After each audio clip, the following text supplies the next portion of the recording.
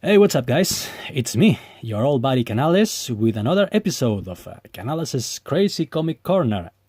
I'm sure you guys thought I had forgotten about this, didn't you? Well, nope, because Canales never forgets, nor does he forgive. Today I bring you this. This is actually a manga, not a comic per se. So just because you're selling lots of this doesn't mean you're doing good selling comics. Know what I mean? But yeah, this comic is called Shamo. I have the Spanish edition, as you can see here, but I think you can find this fairly easily on the English spoken market. Shamo is a great manga, and it hits really close for me because it's about on the surface it's about karate. Karate, you guys say karate, right? I'm Spanish, so I say karate. But yeah, karate. It's kind of like a darker, more brutal version of the Karate Kid. And it tells the story of this poor bastard called Ryo Narushima, who's I think you could call this comic book, this manga actually, Shamo, How to Create a Bastard. This is the story of this kid who's in high school, and he's trying to get into one of the most prestigious universities in the country, in Japan, of course. And one day he loses it. He completely loses it due to the pressure put on him by his parents and the system and all that. And he snaps and brutally kills his own parents, which is like the worst thing that you can do in Japan. They spend the whole comic calling him a parent killer, a parasite. I don't know if that's the word in English, but they constantly rub it into his face, the fact that he killed his parents. So he goes to youth prison, to Jubi, goes to Jubi, and there he gets brutally abused by the other inmates, because even though he committed this heinous act during, it was a temporary madness, temporary insanity, something like that. He just snapped, and then when he realized what he had done, he was back to his usual meek, mild-mannered self. So he was easy prey for the rest of the inmates. Until one day, a karate master shows up. Let me show you some of the pages. Yeah, we do have gay rape, of course. We could not have gay rape in a juvenile prison. But yeah, this is the poor guy. This kid, Ryo Narushima. He snaps, kills his parents, and gets sent to Jubi. And there, he gets abused, as I explained. And this is the guy. This guy is an old karate master who's also doing time, because he tried to kill Japan's prime minister. For he went full. I forgot the name. What's this? What's the name of this Japanese writer who did bodybuilding and all that, and lamented the fact that Japan was losing his spirit to the Western war and all that. Shit, I forgot the name. Paul Schrader. Paul Schrader made a movie about his life. And anyway, he went full, this guy, tried to kill the prime minister, and he's now doing time. And he's trying to repay his debt to society by teaching karate to younger kids in juvenile. And for some reason, he develops like a father-son relationship with Ryo. And he begins teaching the secrets of real karate. There's lots of gore and tremendously violent shit in this comic book. But the point is, through karate, Ryo manages to survive his time in the prison, in the penitentiary system, and gets out. I have several copies of this. This is issue 3. This is issue 2. The thing is, during his time in juvenile, his sister comes to pay him a visit, and she tells him that since he has completely destroyed their family, not only physically, but he has destroyed their reputation and all that. He has to resort to prostitution to survive. So after he becomes a complete and utter badass karate master inside during his time in juvenile, to the point where maybe it's in this issue, to the point where he actually defeats his master. This is where they tell us the story of the master when he was younger, tried to get the prime minister. I think it's in this issue. He has to fight his master, and he actually defeats him. Because the whole point about Ryo is that even though he used to be a really nice, mild-mannered kid, he has this killer instinct inside him that, he taps into to become a... Look at this. It's fucking badass. To become a warrior, a fighting machine.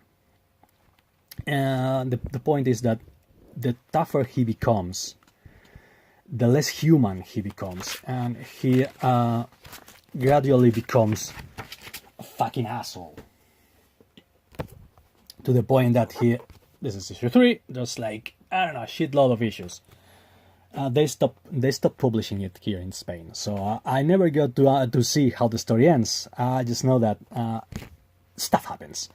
But yeah, he once he's free, he goes on the lookout for his sister. He just find his sister and gets tangled up with the wrong kind of people. There's drugs. There's rape. There's rape, and there's also kickboxing, and this is great. This is why I say that this comic hits really close home, because I was taught, maybe you heard about this, but I'm gonna tell you again, just because I like to see myself talk. I was taught kickboxing by my dad, whom in turn was taught karate by an old Japanese master, and he recognized some of the techniques performed by the characters in this comic book. As oh wow, this is stuff that I used to do when I practiced karate. And apparently there's like this natural transition from to old karate fighters to become kickboxers, or at least it was, because this comic book is from 1998. And back in 1998, kickboxing was like the shit. Kickboxing was a really big deal. It was really important in Japan and all that. So yeah, this is the story of one of these karate fighters that becomes a kickboxer through really bad stuff happening in his life. He first, almost unwittingly, almost involuntarily kills his parents, gets sentenced to prison, so to speak, becomes a killing machine inside the prison in order to survive, comes out of the prison, tries to find his sister, gets tangled up with the Yakuza, beats the shit out of the Yakuza, as we can see in this issue. Yeah, I know, but bear with me. I'm improvising everything. Is this the issue in which No, this is the issue in which he defeats his master, but anyway. Yeah, this is the issue in which he beats the shit out of the Yakuza, as we can see here.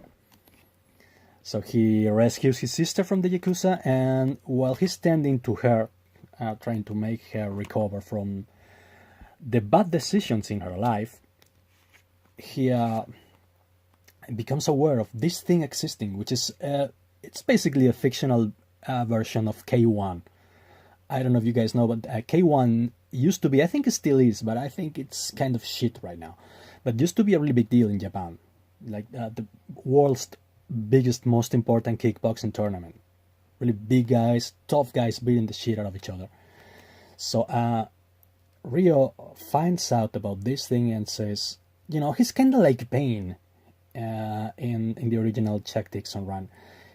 When he sees a big guy, a tough guy, he says, I gotta take on that guy. He immediately sees bigger, tougher guys as a threat.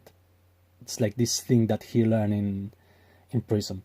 So when he becomes aware of this thing, this in Spanish they call it lethal fight. I don't know if that's how they call it in English, but anyway, he says, "I'm gonna train, and I'm gonna beat the shit out of these guys. I'm gonna beat the shit out of the biggest guy of them all."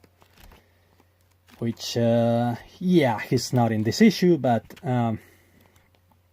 yeah, no, this is the Sugawara. Sugawara is kind of like his not evil twin. This is a complex comic. This is a surprisingly unexpected comic, so to speak, because the villain is the protagonist and the hero is the antagonist. Sugawara is kind of like him. He's an old karate black belt who has now made a transition to a kickboxer fighter, kickboxing champion actually, and he's like everything that Ryo isn't. His father got injured during a fight. His father was also a fighter, so he had to take care of him until he died. So that made him a hero in the eyes of the Japanese public, all the while Ryo killed his parents, which makes him like the demon. He's basically a demon. I think they call him the demon, actually. So everyone hates him. And nevertheless, the authors, which Akio Tanaka doing the art and Izo Hashimoto. Check out my Japanese, guys. Izo Hashimoto writes this thing. They managed to make you feel sorry and to empathize with Ryo, who by forces, by circumstances outside his control, has become a massive asshole and a really violent and dangerous motherfucker. And even though you can also understand Sugawara, the antagonist, you kind of want Ryo to win because you've seen life through his eyes. So, it's a really challenging comic. The art is fantastic, as it usually happens with Japanese. I don't think there's a single Japanese artist who's bad. But my favorite part of this comic book or manga is that the techniques explained in this comic book, as a kickboxer myself and a kickboxer instructor actually, they're 100% accurate. This comic is like, here in the first volume, you can see some perfectly explained karate techniques. Just the guys training. Let me see if I can find what I mean, but yeah, now this is, see? Kakato Otoshigeri, also known as an axe kick. Perfectly executed. Fist push-ups, a classic. Ashigatana, which means foot sword. You use the blade of your foot to strike your opponent's possibly throat. Mawashigeri, that's actually a high kick. This is the kind of stuff that, elbow strike, uchiuke, I don't remember what that's that. Yeah. The Jadambarai, also classic, parry the front kick. This comic is not only great because of the art and the story, which is brutal but strangely moving, because this is how he begins